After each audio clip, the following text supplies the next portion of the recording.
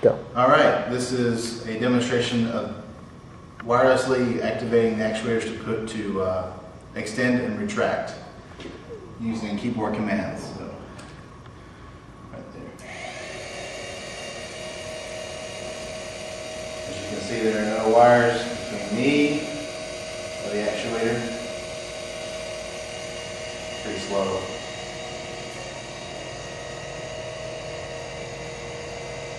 I just can stop it and hit L and it retracts.